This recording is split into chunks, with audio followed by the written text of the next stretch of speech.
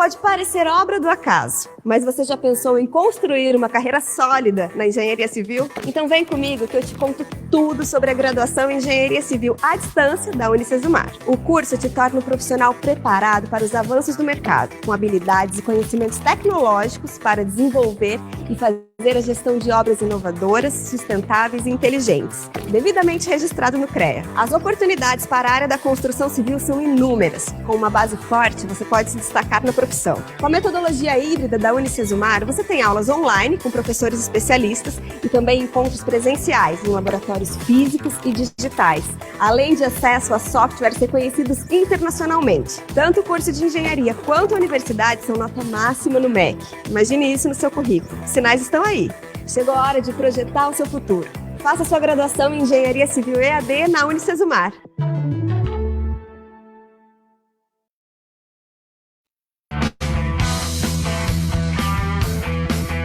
Você está assistindo Teoria de Tudo. O rádio põe no ar uma conversa incerta. Eu leio pelos muros uma coisa concreta. Do outro lado da rua. Olá, olá, olá, muito bom dia a todos, a todas, amigos e amigas queridas, estamos no ar para mais uma edição do Teoria de Tudo em busca da razão perdida, pensando bem, dá para ser feliz. Estou falando diretamente, do Alasca, com a barba do Papai Noel, praticamente, com cabelos, de quem esqueceu o endereço do barbeiro. Mas estarei lá, calma, porque eu moro na esquina da casa de mamãe, e mamãe está no meu pé, e a esposa também, todo mundo. Voltaremos praticamente, por quem passou, pelo presídio depois, mas tudo bem. É um novo dia, um novo momento, o que não interessa nada, apenas é para nós testarmos aqui, nosso áudio e o nosso presencial com você, que está no ar conosco com mais uma edição do Teoria de Tudo. Muito obrigado a você que nos assiste, nos ouve aqui no Facebook, no LinkedIn, no YouTube, no Instagram, na TV Caxias, canal 14 da NET, no WhatsApp também. São muitos locais onde você encontra o nosso streaming, o nosso conteúdo, e nós lembramos a você também que nós estamos encaminhando a Top 360, mais um produto Sabe Caxias, um projeto em parceria com a Top 360, juntos, eu e o Comendador Cuiava, trazendo sempre novidades, suporte tecnológico. O computador é bom quando funciona, Top Down faz muito por você. O nosso conteúdo tem também o apoio de Unicesumar, melhor EAD do Brasil, educação que transforma. CPR Rodas e Pneus, TV Caxias, canal 14 da NET, Agrícola Juriti, Mecânica São Eloy, Bangu Pub e Restaurante, Mecânica Tecnicar, amigos queridos e outros tantos que passam por aqui também, trazendo o seu conteúdo. Daqui a pouquinho ele já está aqui comigo, o jornalista caxiense Ronaldo Bueno vai falar sobre o financiamento coletivo do seu primeiro livro, um livro que é voltado aí também a quem gosta da questão das letras. Ele é jornalista, ele é mestrado em letras e cultura, ele tem um estudo sobre Humberto Eco, que consagrou antes de desencarnar, antes de falecer, a frase que as redes sociais deram voz ao mar de idiotas, Talvez eu seja mais um, eu não sei, Mas eu sei é que a CNN imitou o nosso jargão, Porque agora pense bem, pense CNN, o nosso jargão já há mais de 500 edições é pense bem para ser feliz, pensando bem dá para ser feliz, está aqui no ar, não reinventando a roda, mas fazendo girar da medida como é possível, o Teoria de Tudo, com rápidos destaques para que você faça o recorte, já que os nossos conteúdos são imperecíveis e ficam no tempo, Vamos ao que interessa nesta quarta-feira, dia 31 de julho de 2024, 10 horas 21 minutos. Em resposta a protestos, Maduro coloca as forças armadas nas ruas da Venezuela e faz convocação popular pró-governo. Ninguém esperava nada diferente, desse louco. O governo define regras para jogos de apostas online e autoriza o jogo do Tigrinho. Alckmin ficou ao lado do chefe do Hamas na posse do presidente do Irã, horas antes de Ismail Ranier ser morto. Pois é, né? Taxa de desemprego recua para 6,9% do Brasil, que não significa, né, bom, mas a não sei até que ponto, né? Depende do salário que está sendo, né, aplicado também, né? Porque às vezes a pessoa está empregada, mal empregada, a pessoa ganhava 10 mil, passa a ganhar 2, como é que fica? Seleção brasileira de vôlei masculino perde para a Polônia por 3-2 nos Jogos Olímpicos de Paris. Justiça aceita a denúncia contra a mãe acusada de matar bebê e deixar o corpo em uma lixeira em Canoas. Muito triste, né? A repórter, quando deu isso, inclusive chorou, né? A Caixa conclui o pagamento de parcela de julho do Bolsa Família, só para citar alguns destaques do Brasil e do mundo. Eu já vou chamar ele para a tela aqui em instantes, só para lembrar, porém, antes do intervalo rápido, né? Crenças e conspirações é resultado da pesquisa de mestrado de Ronaldo Velho Bueno. Ele que é jornalista, como eu disse, e também é mestrado em letras e cultura, vai falar um pouco sobre a sua formação, né, pela Universidade de Caxias do Sul, experiência, né, como produtor, apresentador nas rádios aqui de Caxias, repórter, e está trazendo um trabalho voltado aí para a educação, bem legal. Eu tenho aqui, né, aliás, a notícia, né, sobre isso está no site Sabe Caxias, você encontra cultura, informação, e geral também no nosso site, sabecaxias.com.br. Eu vou chamar ele para a tela aqui, fazer um recorte rápido. Você está assistindo Teoria de Tudo. Vamos lá. Uma conversa incerta. Eu leio pelos muros uma coisa concreta. Do outro lado da rua. Tá aí ele na tela comigo, Ronaldo Bueno. Já está acostumado, né? Aqui é a tua câmera, mas pode olhar para mim. Eu digo assim, quando o pessoal enjoa de olhar para mim, olha para a câmera, faz de conta que, né? Profissional. E assim nós vamos vivendo. Cara, que bom tê-lo aqui no Teoria de Tudo presencialmente agora. Você é um homem de letras, de faculdade, né? Jornalista, mestrado em educação e cultura. E está lançando aí Crenças e Conspirações, Jornalismo e Pós-Verdade em Número Zero, de Humberto Eco. A gente vai falar sobre isso, sobre o significado dessa obra, qual é o objetivo dela, enfim. Mas eu quero primeiro conversar um pouco contigo sobre a tua pessoa, porque eu acho que é legal que a gente se apresente, né? Hoje já não tenho pressa para muita coisa, porque nós vamos falar até de jornalismo, né? Nessa questão de TikTok, tudo é fugaz. Tudo é. Até eu tenho uma música que se chama Até o Próximo Post, para que a gente aprofunde um pouco o assunto e você fique bem à vontade para conversar com a nossa audiência. Bom dia, boa tarde, boa noite. Tudo bem, Miguel? Olá, prazer estar aqui no Teoria de Tudo. Uma saudação especial para ti, para quem está nos acompanhando também em todos esses canais, né? Um programa multiplataforma, então é uma oportunidade para conversar sobre jornalismo, sobre comunicação e sobre esse lançamento que vem aí no primeiro trimestre do ano que vem. Legal, eu quero primeiramente falar sobre a comunicação, para a gente não esgotar o assunto do livro, né? Nós temos, né, um diálogo em aberto.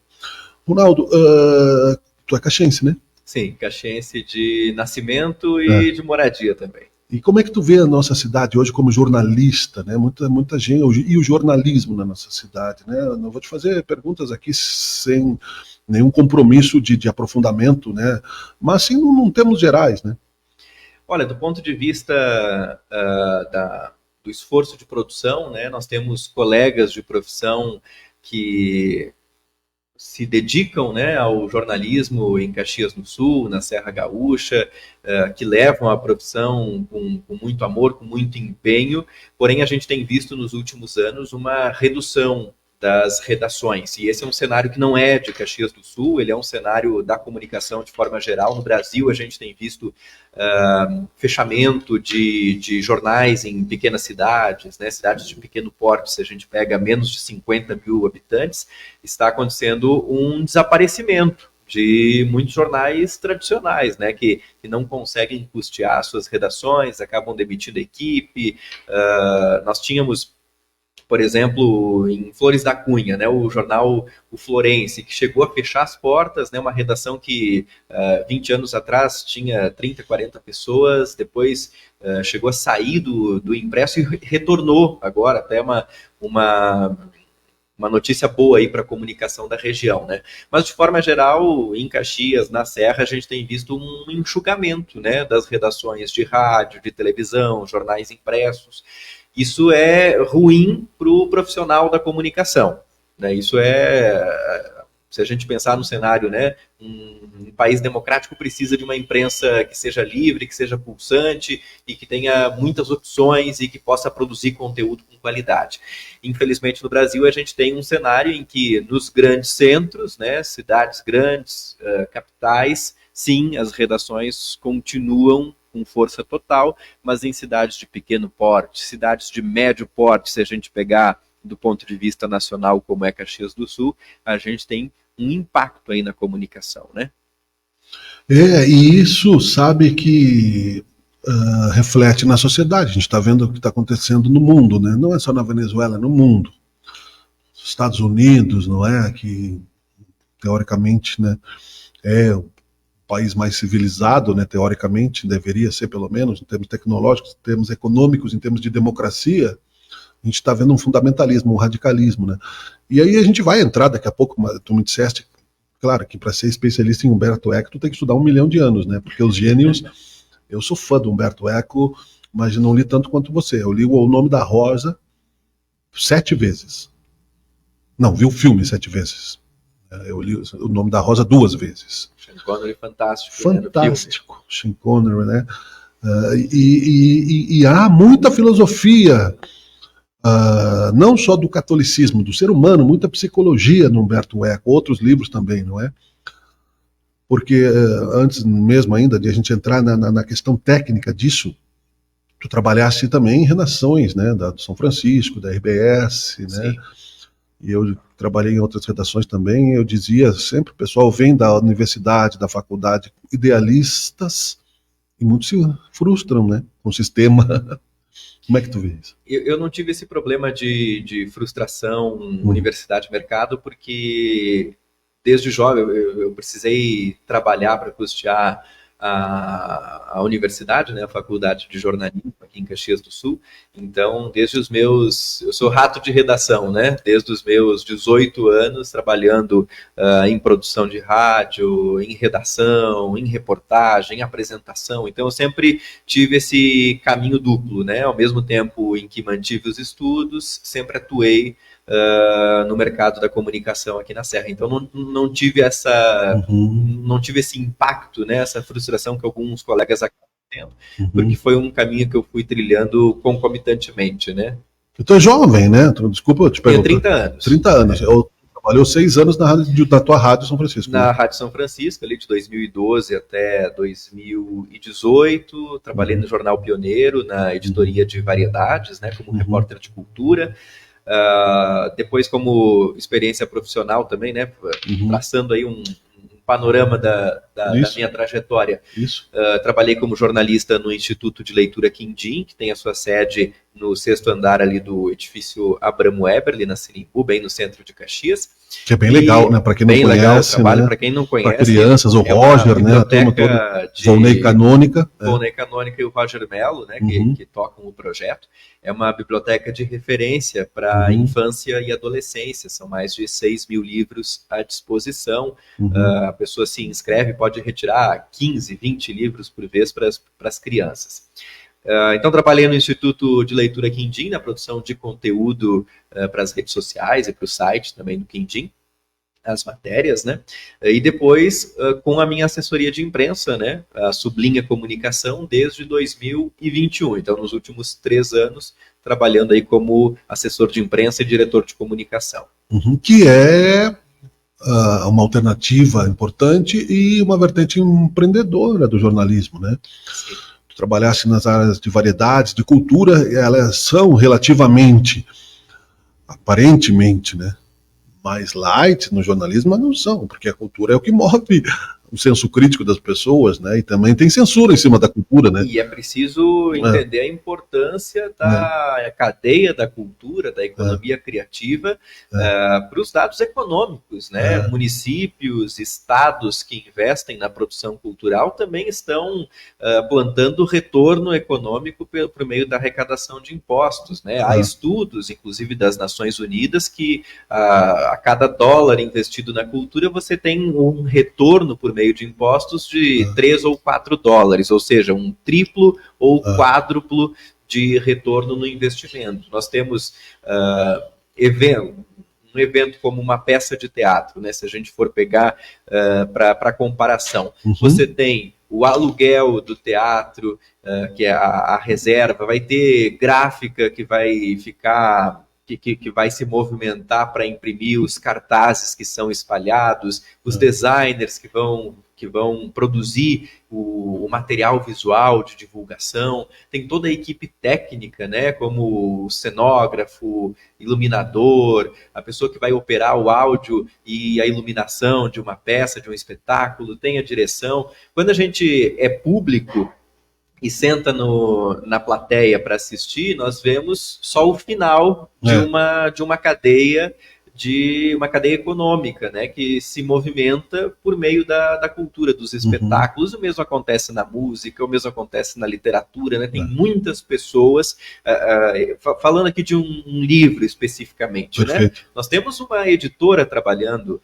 na publicação, né? Tem um revisor gramatical, tem o capista que vai desenvolver a arte de capa, tem os funcionários da gráfica que vão trabalhar na impressão e na revisão dos exemplares. Então você vê como que um produto cultural ele acaba movimentando economicamente, né? Então é importante esse investimento. Às vezes passa despercebido, né? Como que movimenta também a economia, o investimento na cultura. Eu acho que e a forma de comunicação mais explícita que se tem, né? Por exemplo, a música, não tem como você mentir numa melodia. Não tem como você, né? É impossível, mesmo que seja uma reprodução. E aí, dentro dessa questão, por exemplo, no Nome da Rosa, que a gente vai entrar no assunto do teu financiamento, havia uma proibição, né? Que não poderia rir, né? O livro do Aristóteles era proibido. Bom, se você não viu o Nome da Rosa, me desculpe, né? Não podia folhear os livros. Que é o segredo, né? E aquela biblioteca proibida, etc. Né? E a cultura foi muito atacada em várias épocas, né? Veja a Biblioteca de Alexandria, que foi destruída, né, pela ignorância humana. Né? O Humberto Eco conseguiu uma façanha, assim, do ponto de vista comercial, com o Nome da Rosa, que é um livro, não é uma leitura fácil, o Nome da Rosa. Se você lê 2, 3 vezes, a cada leitura você vai encontrar uma camada de compreensão nova para essa obra, né? E mesmo para você ter um entendimento mais completo, precisaria se debruçar muito e muito tempo com uma pesquisa de análise literária profunda naquele conteúdo. Pois bem, não é um livro de leitura fácil, de leitura tranquila, mas é um livro que também dá para ser lido como entretenimento, tranquilamente. Então ele consegue essa façanha de, numa linguagem que não é rebuscada, tratar de temas... Humberto Eco foi um dos maiores medievalistas, né, filólogo, com pesquisas muito avançadas, né, para o conhecimento da sociedade medieval europeia. E ele consegue colocar isso num livro que é erudito, ao mesmo tempo é popular, virou um best-seller, né? Virou um livro vendido aos milhões. E boa parte da fama do Humberto Eco enquanto escritor se deve ao Nome da Rosa.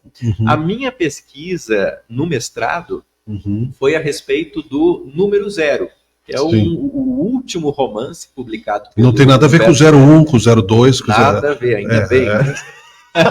É o Número Zero, que se refere a um exemplar teste de um jornal. Quando a gente tem a primeira edição de um jornal, a gente tem o número 1 nas bancas. Exatamente. Né? A edição 1, depois vai lá a edição 2. Você pode reparar que nos cabeçalhos do jornal sempre vai ter o número da edição, assim como Teoria de Tudo aqui está na edição número 605. 605. Olha só a trajetória do programa. Pois bem, número 0 é o que? Uhum. É um projeto piloto. Né? Antes de você lançar um produto na comunicação, a gente tem aqui na linguagem do jornalismo o piloto de um programa de televisão, um programa de rádio, um jornal, a gente lança ali um protótipo. No número 0, a gente tem um grupo de jornalistas, de redatores, que são contratados por um milionário italiano para fazer um protótipo de um jornal. Mas não é um jornal que teria por objetivo circular nas bancas, informar, noticiar com a seção de esporte, a seção de política, de cultura. Não. O número 0 ele tem uma premissa quase antijornalística, de utilizar os conteúdos que são publicados ali como ferramenta de chantagem para que esse poderoso, que é o proprietário do jornal, consiga chantagear outras figuras poderosas e assim ingressar naquele clubinho de elite das finanças e da política italiana. Então, é uma aula do que não fazer no jornalismo. Ao longo do livro, aqueles repórteres, assim, nos diálogos, na forma como eles trabalham as informações, lendo o livro você tem um manual do que não fazer em uma redação, do que é errado fazer no exercício da profissão. E o Umberto Eco, teórico de ponta que era, não faz isso por acaso. Esse livro é publicado em 2015, a gente está às vésperas aí do ano fatídico de 2016, ano em que aconteceram duas situações aí muito importantes para a nossa história contemporânea, que foram a eleição do Donald Trump para a presidência dos Estados Unidos e o referendo do Brexit, que definiu a saída do Reino Unido da União Europeia.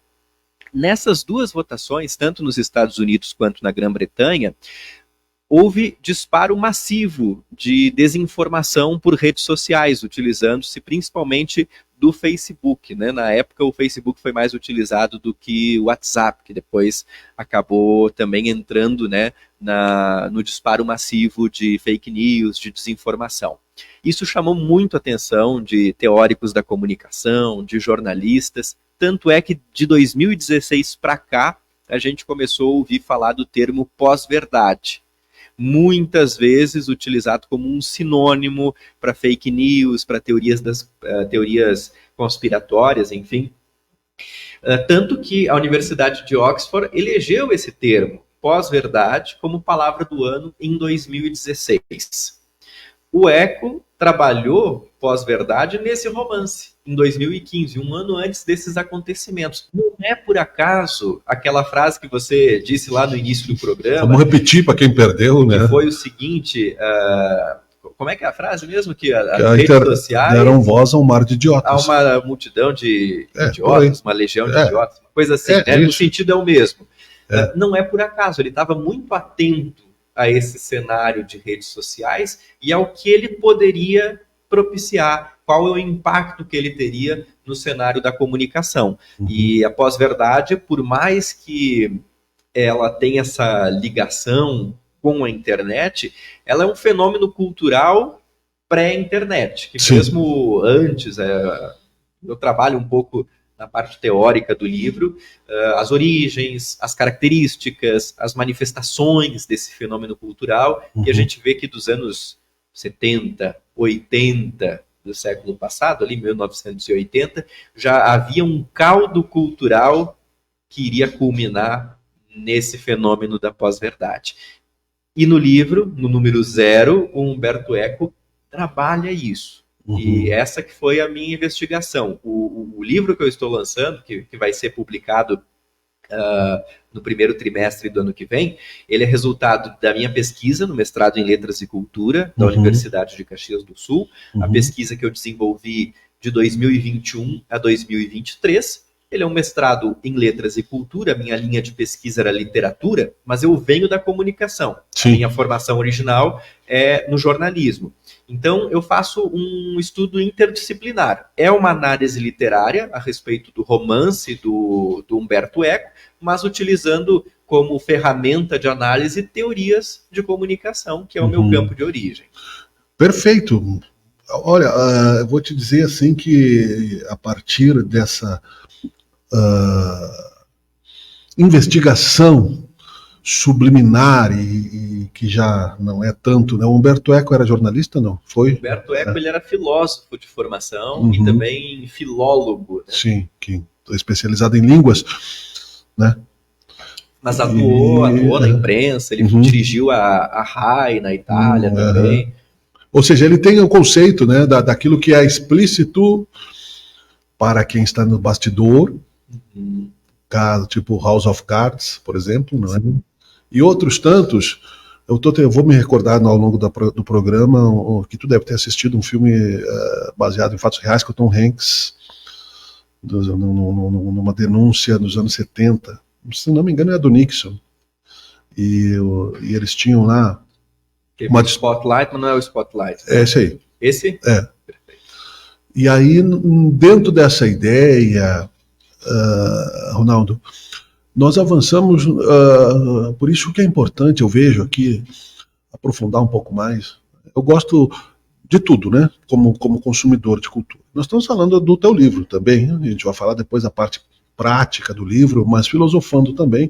Percebi que tu tem, não por acaso, né, uma preferência pelo Humberto Eco, que tinha a visão daquilo que está por trás da máscara, né, não da máscara da pandemia, máscara humana que é natural, todo mundo tem um pouco de personalidade pública, isso é, inclusive, estudado. O fato maquiavélico da informação que está resultando naquilo que tu falaste hoje, né, na pós-verdade, né, porque é um termo que eu queria aprofundar um pouquinho contigo, na visão conceitual, pragmática que seja, mas também para a gente ter um pouco de senso crítico, porque eu sou cristão. E dentro disso há relatividade no amor, né? Mas a verdade é uma só. O que seria pós-verdade, né, no sentido filosófico, né? Como disse a minha esposa num trocadilho, né, o Pondé está ponderando, né? Achei ótimo, adorei. Né? Uma pós-verdade. O que é pós-verdade? Eu tenho a pós-venda, tenho, né, enfim. Mas uma pós-verdade é uma confirmação daquilo que já deveria ser absoluto, porque as pessoas não aprofundaram os conceitos, por causa desse superficialismo que Humberto Eco criticou tão bem, por causa da falta de cultura. Como é que tu vê isso? Eu não sei se eu estou sendo muito prolixo ou não, mas eu sei que estou capaz de entender. É importantíssima, porque, inclusive, esse é um ponto que eu não abordo especificamente no livro, mas o termo pós-verdade, a escolha da nomenclatura, ela gera uma confusão conceitual, porque o que nós temos? O prefixo pós. O pós, ele pode indicar, historicamente, ou um evento que aconteceu após alguma coisa, como, por exemplo, pós-guerra. O que é o pós-guerra na Europa? É o período pós-Segunda Guerra Mundial, aqueles anos ali de reconstrução do continente. Não é isso a pós-verdade, não é o depois da verdade, beleza.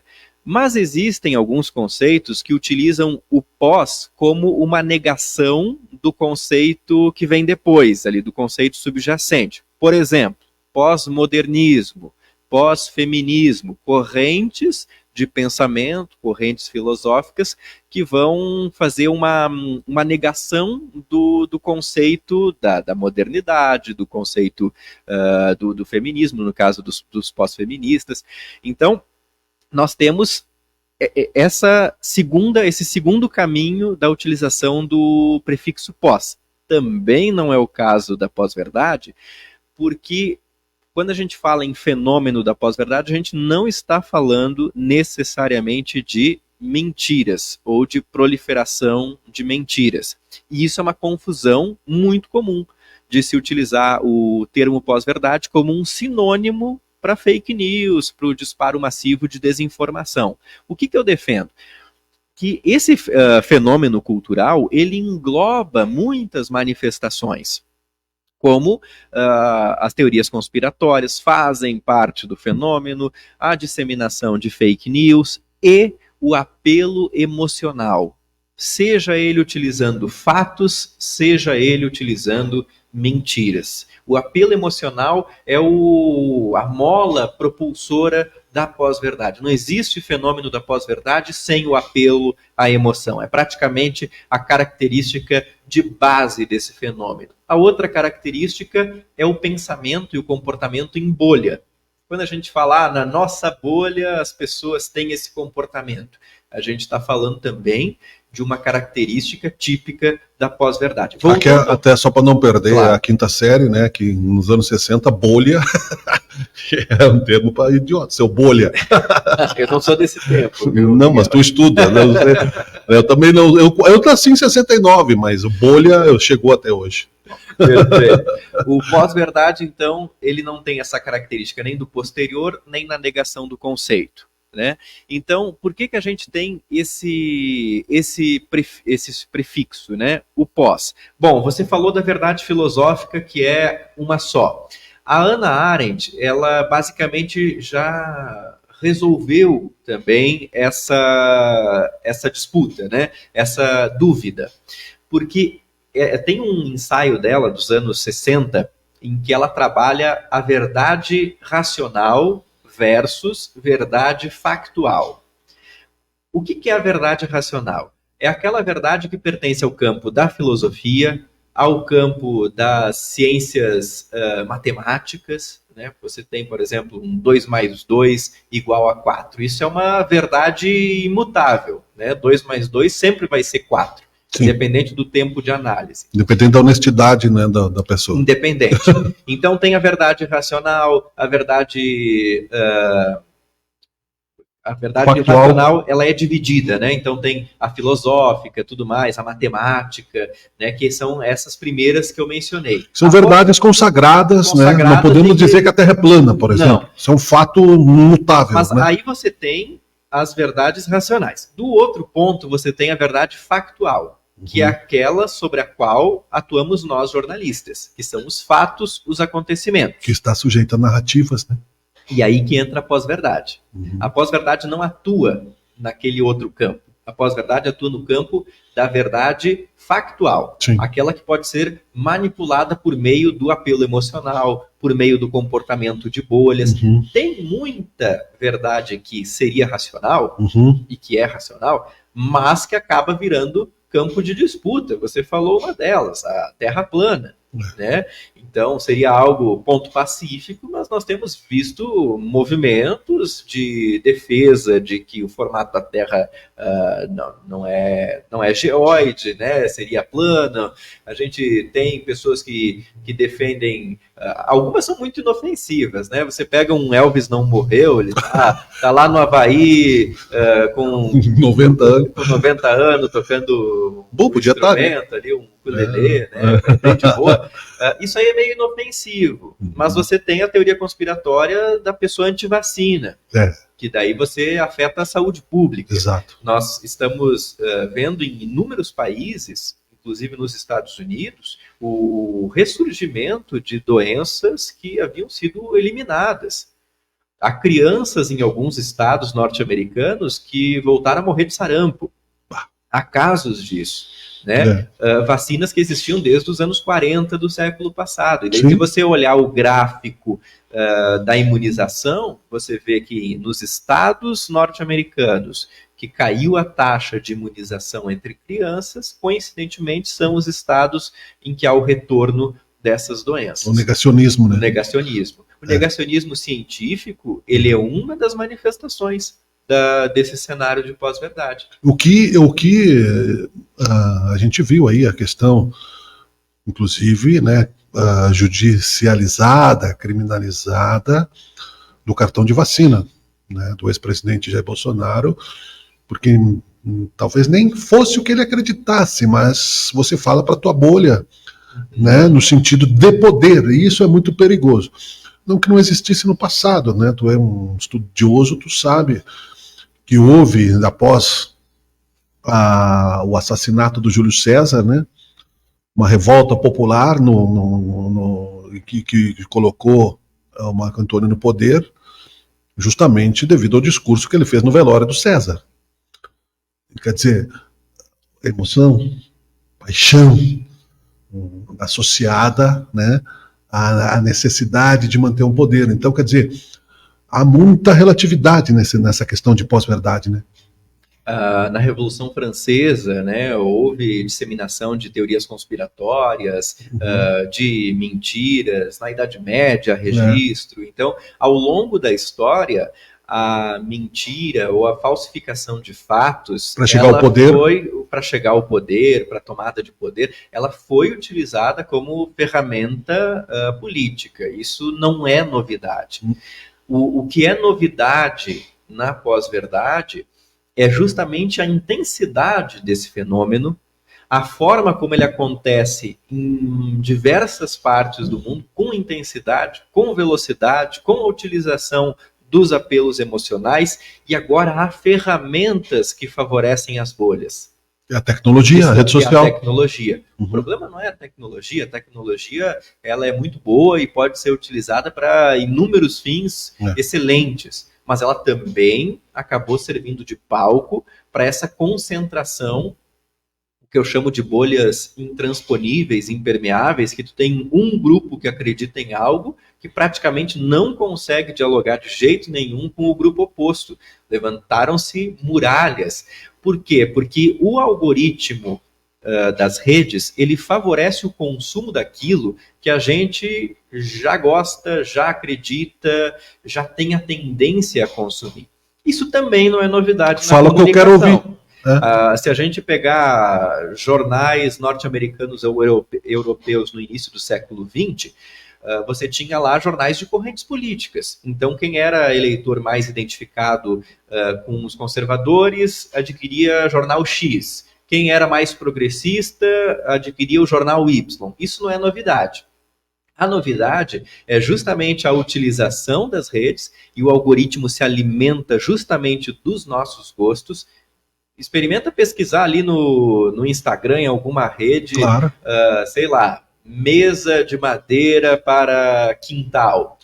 Vão aparecer dezenas de anúncios, assim, em questão de dias, vai começar a aparecer na tua linha do tempo. Isso é o quê? É o algoritmo. A pessoa tem interesse em comprar esse produto, eu vou jogar ali o vender, marketing, para otimizar. Robótico. Só que isso não está sendo utilizado só para o consumo de bens, né? Isso também é utilizado para consumo de ideias. É isso.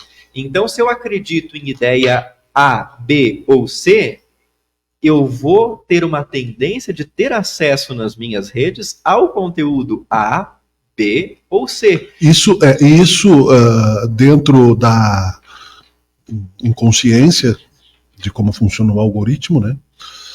Porque poucas pessoas têm essa noção matemática, e às vezes explicitamente por escolhas, porque tem o bloqueio. Então a pessoa só tem na rede social porque ela não quer ver o que está pensando o outro. Isso é muito ruim. Esse é um terrível momento, eu vejo, da relação humana, né? Porque o convívio democrático, ele exige o diálogo com correntes diferentes de pensamento e o diálogo civilizado. Não o que a gente tem visto muitas vezes, que é o xingamento, a ofensa, o desejo que o grupo oposto morra, desapareça da face da terra. Não, a gente precisa reaprender a dialogar com o diferente. Agora, assim, para a gente entrar, né, nós vamos fazer um seminário aqui, vou trazer mais pessoas, porque o assunto é muito bom, assim, nós temos... conversa. E que legal que está sendo gravado, que vai ficar para a gente, né, também depois trazer outras pessoas para colaborar com essa ideia, né? Isso é a satisfação de termos aqui o presencial também, de podermos ter a liberdade de tempo. Nós não estamos limitados aqui pela questão, a não ser pelo horário do Ronaldo, e a minha filha está de férias, então não vou esquecer ela na escola, né? Já esqueci. A questão do Humberto Eco mesmo, ainda no Nome da Rosa, aqui eu estou filosofando um pouquinho, mas sim, a questão inquisitorial, a questão de extrair uma verdade a qualquer preço, usando uma tecnologia para tortura psicológica, tortura de ideias, até que se falasse aquilo que você quer ouvir. Não é? Foi um momento negro que os papas mais recentes já se pediram perdão, né? Então a gente não está lá um fundamentalismo bem grande no cristianismo, não só na religião católica, no evangélico, no espírita, todo mundo tem problemas humanos a serem resolvidos nas religiões também. Mas Humberto Eco citou isso de uma maneira tão ampla né? Ali parece que se reuniam as mazelas humanas de freis que eram excomungados, de certa forma, do convívio social, né? Um lá vendia pela pobreza que estava ao redor do seminário por um coração de boi, né? Um sexo com uma jovem, né? Fazia feitiço no cemitério, né? Então, quer dizer, até que chegou um inquisidor para extrair a verdade, para falar o que se quer ouvir. Então parece que as pessoas se renderam a isso, né? Ou seja, havia um aplauso na Inquisição. Se tu assistir no YouTube, não sei se tu já assistiu o filme do Giordano Bruno também, que não estou, né? A gente está falando de verdades e pós-verdades, não no sentido, como ele disse, literal, comparativo, né? Não é exatamente a mesma sequência linguística, mas, não é, Ronaldo, que traz também, tenho certeza, um direcionamento para que tu compreendesse um pouco melhor daquilo que tu está fazendo, de crenças e conspirações, no que tu citaste. Eu trabalhei também em redação de jornal político, Gazeta de Caxias, trabalhei em redação de rádio. Eu mesmo, como autônomo, eu não posso me fretar. Eu tenho ética. Mas eu creio que, sim, há um maquiavelismo, não no sentido literal também, né? Porque hoje em dia tudo se é revisto, né? Que muita gente acha que os fins justificam os meios, inclusive o Pondé, não é bem assim, que a história não está bem contada, que Maquiavel não quis dizer isso, que vale o poder a qualquer preço, mas é que se popularizou, né, Ronaldo?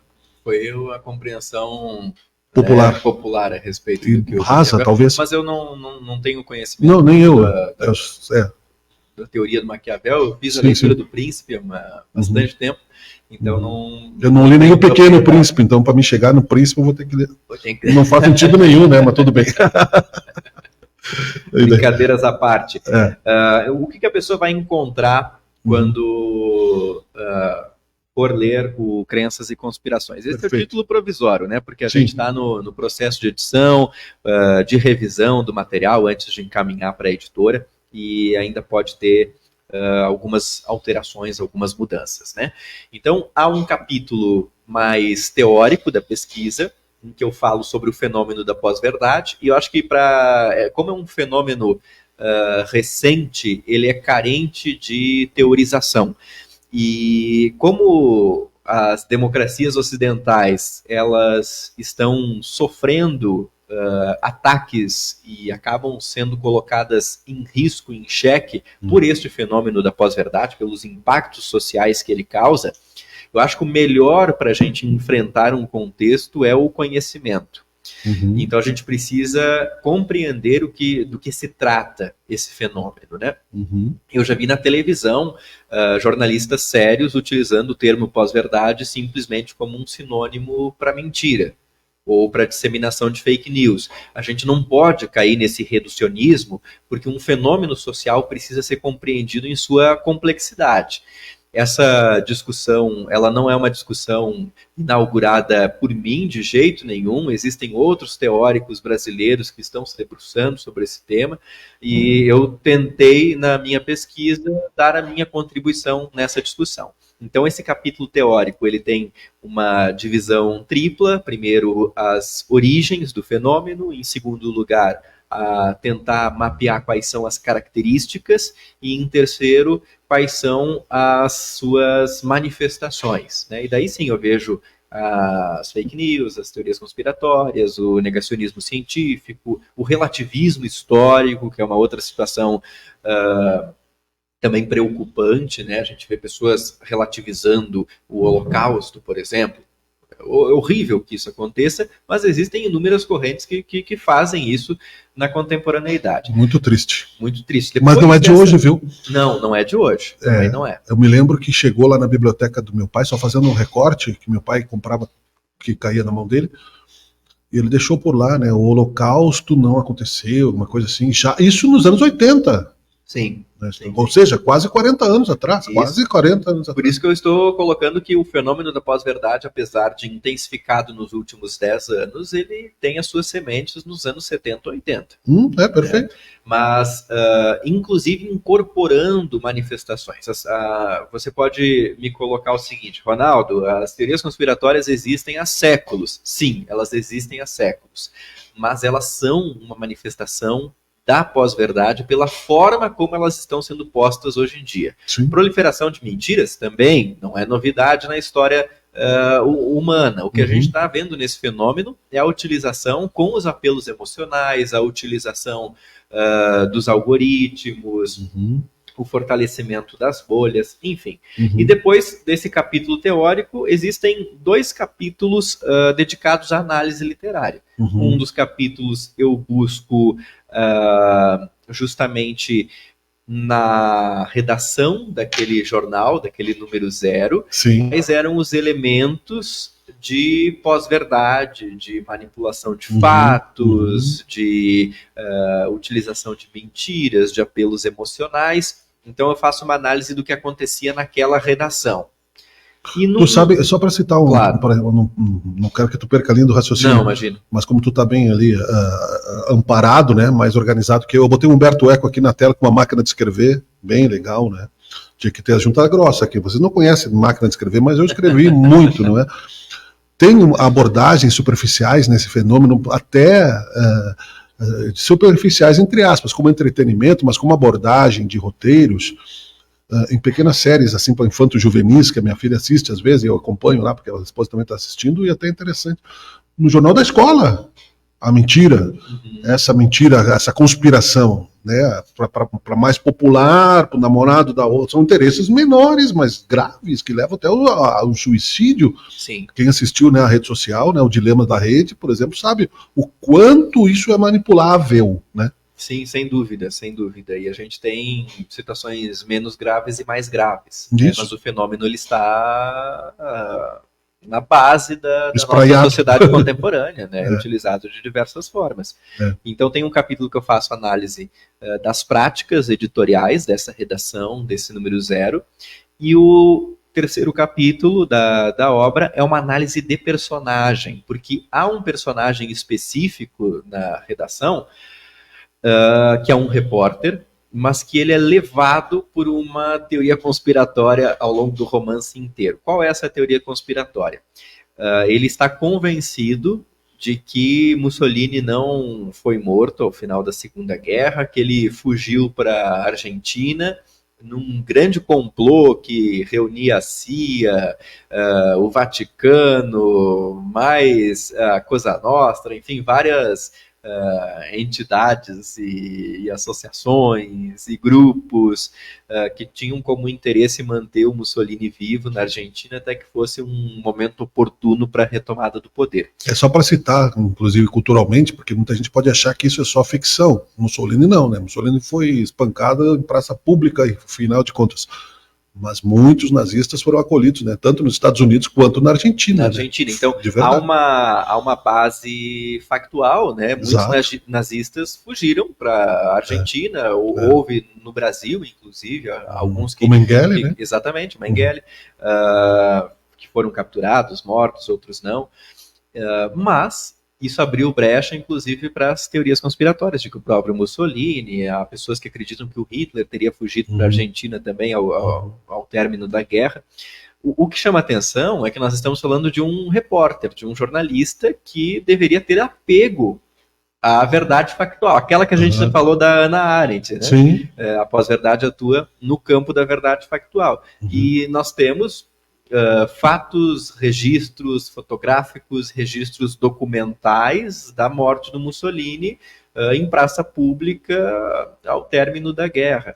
No caso dele, principalmente, né, que tem o cadáver. O cadáver. Né? Quer dizer que sem cadáver não tem crime, né? Laudo de autópsia, inclusive assinado por médico da universidade de Milão, se eu não estou enganado. E esse personagem não acreditava nisso. E ele é imune às evidências. Essa é uma das uma outra característica de quem crê em teorias conspiratórias. Perfeito. Não adianta dialogar mostrando as evidências contrárias, porque para quem acredita na teoria conspiratória, até mesmo a evidência contrária é um sinal de que houve uma conspiração. Sim. Sim, então, há uma imunidade ao diálogo. Isso, né? E olha só o grau de crueldade de quem sabe que está fazendo isso com o cérebro alheio doente, inflamado, né? Porque, ok, você tem uma responsabilidade na comunicação, né? Se eu induzir, por isso que tu é também da área de comunicação, tu sabe, mesmo que não trabalhou na área policial, o suicídio Tem que tomar cuidado na forma como você, né, coloca e como você banaliza, né? Até no dia a dia, vou me matar. Né? Passa isso para alguém que acha que é verdade, a pessoa, né? Então, o que a gente está falando é um recorte mesmo. O grau de maldade disso, de aculturamento, porque são pessoas que têm até conhecimento de livros, mas não conseguem ter flexibilidade. E não é relatividade moral, não é flexibilidade ética, não tem nada a ver com distorção de conceitos. Mas para ampliar o conhecimento realmente numa questão conspiratória calculada, imposta, eu lembro numa outra questão cultural também que o Walt Disney criou no Almanac Disney nos anos 80 também, e deve ter por aí como raridade o Pateta Colombo, quando ele saiu para descobrir o Brasil, e caiu da terra no gibi. Ele né, termina o gibi, eles pendurados na borda da terra, assim, e a água caindo, entende? Coisa que as pessoas não conseguem. E existe, inclusive, eu vi uma entrevista no Jô Soares, uma argumentação, que são os retóricos, né, do passado, que eram pagos para isso, né, que chegaram na grande ágora, vamos dizer, os tergiversadores, né? Na época antiga, tu era pago. Tu chegava aqui, Ronaldo, eu vou te pagar uma grana, tu fala que eu... Não é advogado, é outra coisa. São pessoas que eram pagas para criar uma narrativa verdadeira ou não. Né? E aí, eu não sei, sabe? Não quero ir muito além para não perder aqui o nosso foco. Mas Ronaldo. isso continua acontecendo. Há pessoas Exato. hoje que se utilizam da proliferação via algoritmo para lucrar em cima de teorias conspiratórias e fake news. Né? Nesse exato momento, existem pessoas que estão monetizando o disparo de desinformação. Se não fosse lucrativo do ponto de vista econômico, talvez as pessoas não fizessem com tanto afinco. Mas existe um algoritmo que favorece, né? E por isso é importante também a gente pensar de que maneira, eu não estou falando de limitação à liberdade de pensamento ou de censura, mas de que maneira redes sociais poderiam ser regulamentadas para melhor punir e controlar o envio de desinformação. Porque o algoritmo favorece. Por quê? Porque a desinformação ela acaba se utilizando do apelo emocional. Existem pesquisas que mostram que notícias sérias, que são verdadeiras, escritas em linguagem jornalística, que em tese é uma linguagem mais objetiva, né, porque a gente tem os desvios também de linguagem, mas em tese mais objetiva, elas circulam menos. A pessoa tem menos vontade de clicar no botãozinho de compartilhar de um texto que é escrito com objetividade, do que aquele texto catastrófico, populista, com aquela linguagem de que, meu Deus, o mundo está acabando, porque ela mexe com a emoção, com o senso de urgência. Então, se um conteúdo, isso é matemática básica, se um conteúdo ele é mais distribuído, tem mais audiência, a chance de ele monetizar mais é maior. Então, tem gente nesse momento que monetiza com desinformação e com essa pessoa que tem a tendência em acreditar. Né? E isso é gravíssimo, isso é de uma crueldade também. Né? Eu acho, e aí eu não sei, e aí eu pergunto, né? Porque a gente não vai resolver essa questão aqui.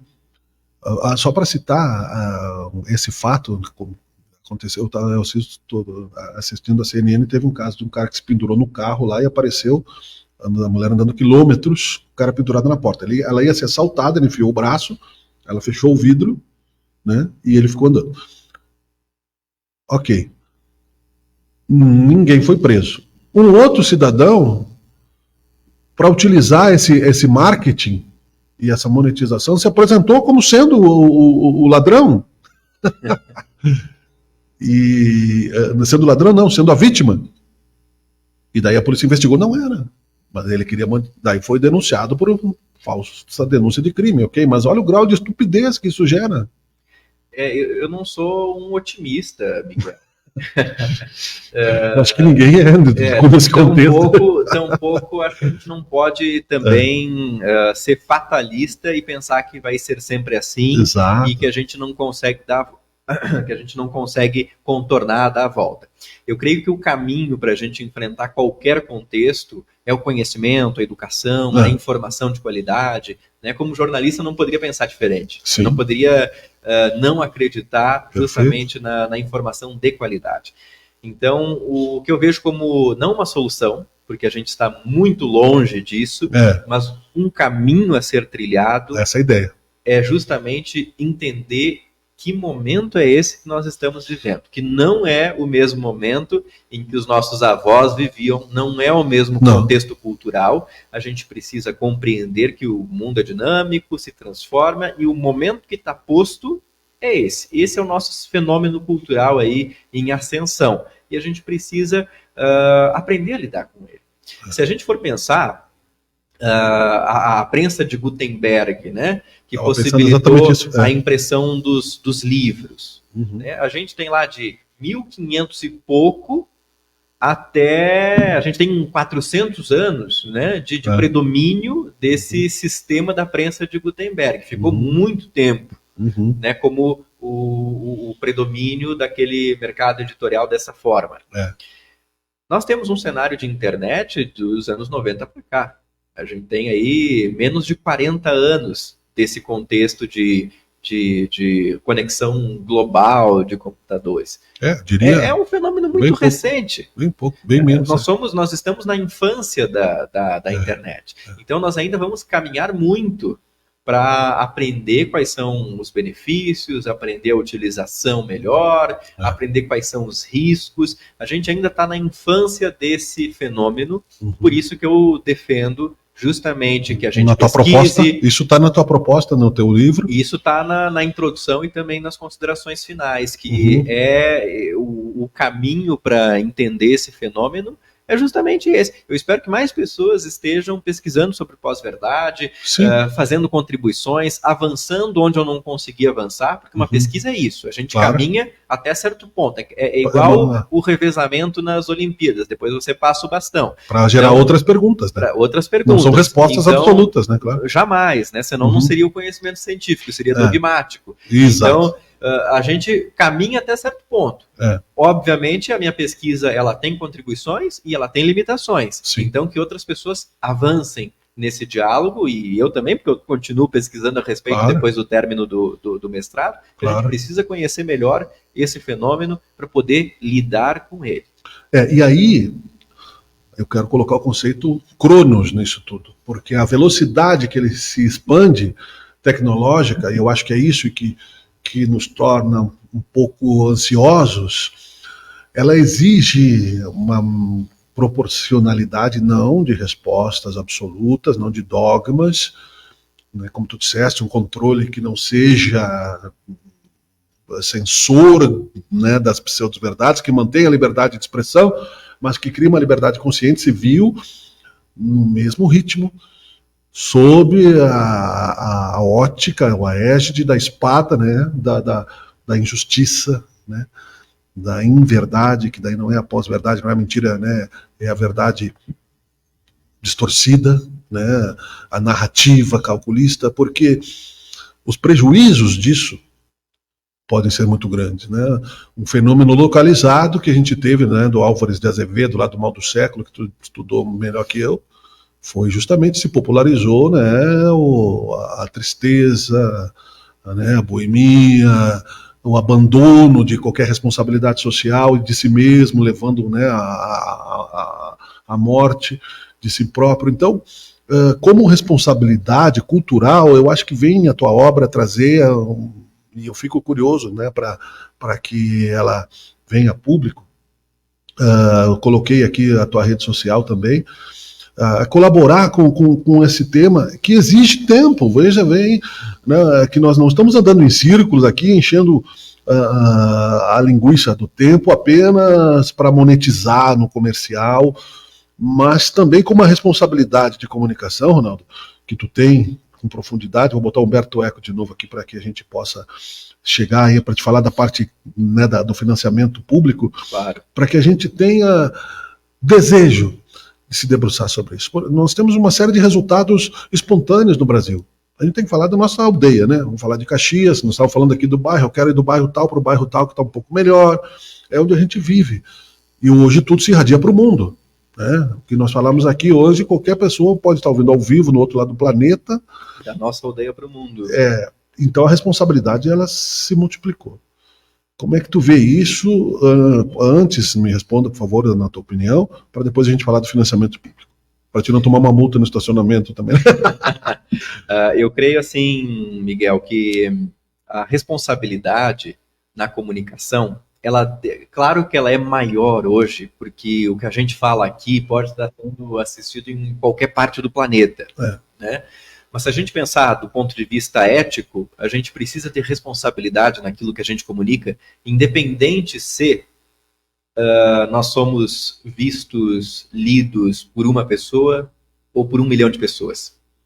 Na mesa, no almoço, né? Na mesa. Então, a nossa comunicação, se nós estamos falando para 2 pessoas num ambiente fechado, ela precisa ser a mesma responsabilidade com que se a gente estiver falando na televisão para milhões de telespectadores.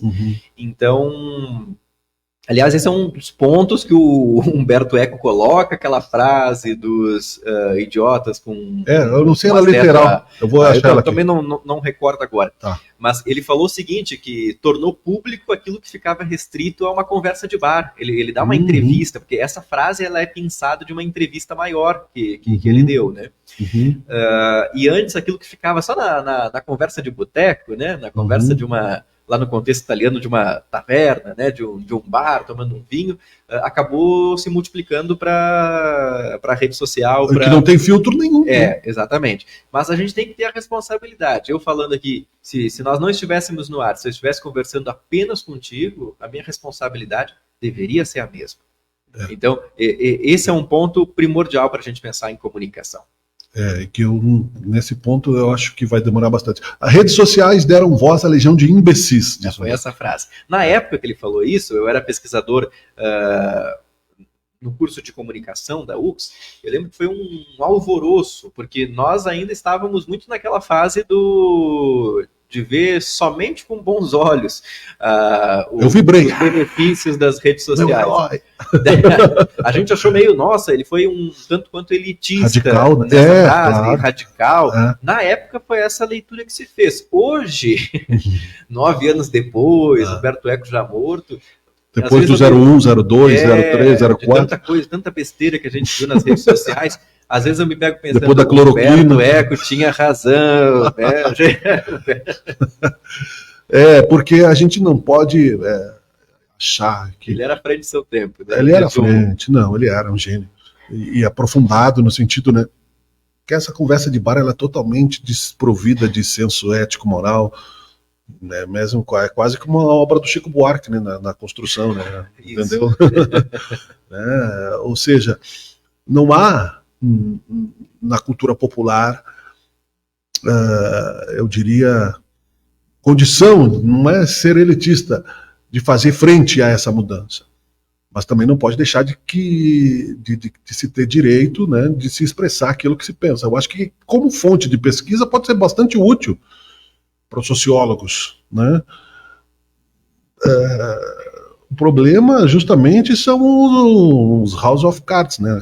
Os castelos de cartas, as casas mal geridas, os apegados ao poder, que não têm a boa intenção, né? Porque de boa intenção o inferno está cheio, né? Pavimentado. Então, eu acho que aí, agora que eu gostaria que tu falasse, Ronaldo, disso, não tem como dar spoiler de uma obra que vocês viram, né? A qualidade do pensamento do Ronaldo, que veio aqui trazer um pouco do seu trabalho de mestrado e que merece destaque, sim. Então a gente fica aqui em meio a livros, na faculdade, na Unicesumar, na universidade, e no Teoria de Tudo, que é justamente uma homenagem ao pensamento, não é? Eu criei o nome do programa pensando no Stephen Hawking, né? Mas ele colocou como dogma a Teoria de Tudo científico, né? Evidentemente já está avançando um pouco. Mas no meu caso, a teoria de tudo é no sentido de que todos temos uma teoria, mas nem tudo é verdade. Então, pensando bem, né, abrindo o diálogo para conversar, você pode gostar do Juventude, vou falar aqui da dupla Caju, eu posso gostar da Ser Caxias. Eu me criei numa família, meu pai juventudista, minha mãe Ser Caxias profundamente fanática, né? Meu pai já não está mais, mas quando tinha Caju, ele tinha o cavalheirismo de ir na torcida do Caxias para não deixar a esposa sozinha, né? Então veja bem como isso foi digno da parte dele, mesmo ele sendo juventudista. Então, por que não refundar a convivência pacífica sem nos mimetizarmos em gostos iguais? Isso é The Wall, né? Não dá para ser assim, né, Ronaldo? Para concluir, eu faço uma outra pergunta e te passo para concluir. E aí nós vamos, né? Mas o Teoria de Tudo é um pouco assim também, um pouco Não pesquisa. tem problema. E aí o livro está em financiamento público também. Como é que funciona isso? Como é que é essa ideia? Exatamente. Para você que está acompanhando aqui essa nossa conversa, se interessou pelo tema, quer dialogar a respeito desse assunto, porque o que a gente precisa é dialogar. Não tem problema se a pessoa ler e falar, não gostei daqui, não gostei desse ponto, não tem problema. É assim que funciona mesmo, a ciência é assim, e somos todos maduros para esse diálogo. Ele está em financiamento coletivo, que é para tornar possível, né? Tornar real. Deixa eu me corrigir então. Eu falei financiamento público várias vezes, não é dinheiro público, tá? Só para. Perfeito. É financiamento coletivo, né? Cada um da colabora. Comunidade, cada um colabora. Como é que funciona? Há um link, né, que o Miguel colocou nas redes sociais o meu perfil ali do Instagram, então a pessoa pode acessar por esse link que está na minha bio, né? O meu arroba é @pesquisa com Ronaldo, né, no Instagram. Mas a pessoa pode digitar diretamente o site que essa campanha está publicada, que é benfeitoria.com/projeto/livro do Ronaldo. benfeitoria.com/projeto/livro do Ronaldo. Primeira pergunta, tem um valor mínimo para contribuir? Não tem um valor mínimo. Todos os valores são muito bem-vindos para tornar esse livro realidade. Quando você acessar esse link, vai te dar duas opções. Ou apoiar, que é um botão vermelhinho, ou doar por Pix rápido, que é o botão verde. Se você escolher o botão verde, pode doar livremente, qualquer valor, qualquer é bem-vindo. Se escolher o botão vermelhinho, que é o apoiar, tem as faixas de apoio, as faixas de contribuição a partir de R$50, e daí todas elas têm recompensas, Miguel. Então, se você vai lá e contribui com R$50, você retira um livro autografado no lançamento, que vai ser lá em janeiro, fevereiro do ano que vem. Se você não mora em Caxias do Sul e quer receber o livro em sua casa, daí é R$60, recebe o livro autografado, chega pelo correio. Tem também uma possibilidade de você comprar um livro e comprar um segundo exemplar para doar para uma escola ou biblioteca pública. Eu coloquei essa opção porque eu sou filho de escola pública. Estudei no meu ensino fundamental, no meu ensino médio, em escolas estaduais. Eu também. E eu sei muito bem que, às vezes, as bibliotecas ficam sucateadas, né, sem recebimento de material. Às vezes os estudantes não conseguem nem pegar livro na biblioteca por falta de profissional ali para cuidar do espaço. Eu estudei no Cristóvão de Mendonça, é uma lástima o que aconteceu com o ginásio. Nos anos 80 eu estudei lá. O ginásio é abandonado. Uma escola enorme, né? E que a gente em época de Olimpíada. Sim. Mas continue, por favor. E então tem a opção de, por R$100, você compra um exemplar do livro e destina um outro para uma escola ou biblioteca pública. Então eu estou aguardando ver quantos livros vão ser arrecadados, né? Quantos livros vão ser finalizados nessa ação. Daí a gente vai listar escolas e bibliotecas públicas aqui de Caxias do Sul para destinar uma remessa de livros. Legal. Para que também esse conhecimento seja compartilhado com a comunidade.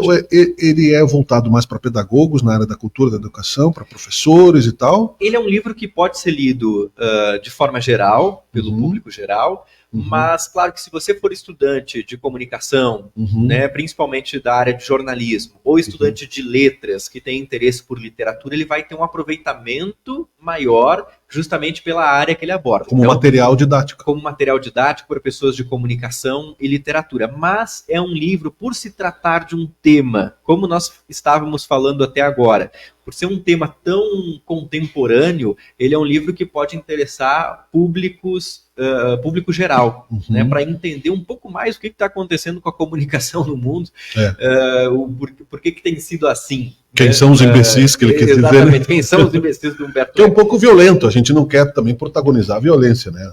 Não, sem dúvida. O cara tem o direito de ser imbecil, mas ele não tem o direito de fazer escola de imbecilidade, porque daí ele já afeta a sociedade. As outras pessoas. Exatamente. Né?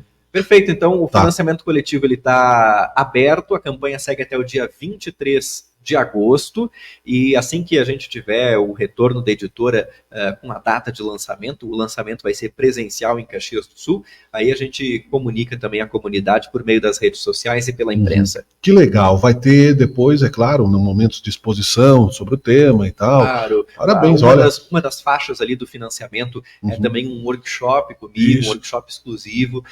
Quem apoiar naquela faixa vai poder participar de numa sala fechada, né, virtual, para poder conversar a respeito dos bastidores do livro, dos bastidores da pesquisa. Que legal. Ronaldo Velho Bueno, nós torcemos por todas as pessoas que passam aqui, porque quanto mais sucesso você fizer, mais válido o nosso link. Depois a gente vende ele como um momento histórico, arqueológico, né, da educação, da cultura. Ficaria conversando muito mais tempo, deu 1h10 do nosso papo aqui. Eu acho que nós podemos trazer isso como um recorte de um diálogo possível para outras conversas. Parabéns, não é? Crenças e conspirações, resultado da pesquisa de mestrado do jornalista, né, mestrado em cultura e que mais? E letras, né? Ronaldo Velho Bueno. Eu coloquei aqui o teu Instagram, coloquei o link também da página do financiamento. Já está com 35%, que legal, e vai ser sucesso, com certeza, né? Então eu te deixo aí para as considerações finais. Também tem a entrevista com o Ronaldo, a entrevista não, a matéria, né, no site Sabe Caxias. Procura lá, sabecaxias.com.br, vou colocar o link na tela, você fica também sabendo sobre esse lançamento um pouco mais profundamente, você que gostou dele, e gostou do Ronaldo, e gosta do tema, e de pensando bem, dá para ser feliz. Fica à vontade aí para a tua despedida e para o convite, se tu quiser fazer. Claro, você volta, né? Tem tempo, vai ser o lançamento oficial ano que vem, né? Ano que vem, no iníciozinho do ano que vem. Miguel, eu queria primeiro agradecer o espaço, a acolhida, as perguntas sempre pertinentes, né, a respeito do assunto. Então, é um espaço democrático e importante para a gente falar de cultura, de arte, de pesquisa, né? Como é importante um país investir na ciência, investir na educação. Então, agradeço muito o espaço, a oportunidade desse diálogo, e quem quiser me seguir nas redes e conversar um pouquinho mais a respeito desse tema, estamos à disposição. Muito obrigado. Que legal, muito obrigado. Primeira vez que nós conversamos mais aprofundadamente, fico muito feliz em participar, né, do teu aprofundamento, do nível cultural que tu traz, que tu apresenta, que não é elitizado, é fácil de compreender, basta gostar, né? Pensar é necessário, pensando bem, dá para ser feliz. O Teoria de Tudo fica por aqui, nós voltamos, tem muita coisa acontecendo, estamos falando ao vivo aqui da Unicesumar hoje ainda, né? Mas pode ser, hoje que eu digo é quarta-feira, 31 de julho, um belo sol, céu azul, mas pode ser qualquer dia da sua vida. Vale a pena você voltar e assistir este programa, porque tenho certeza que alguma coisa de reflexivo, e não precisa concordar, você vai tirar. Muito obrigado, até o próximo, é o Teoria de Tudo. Tchau, tchau.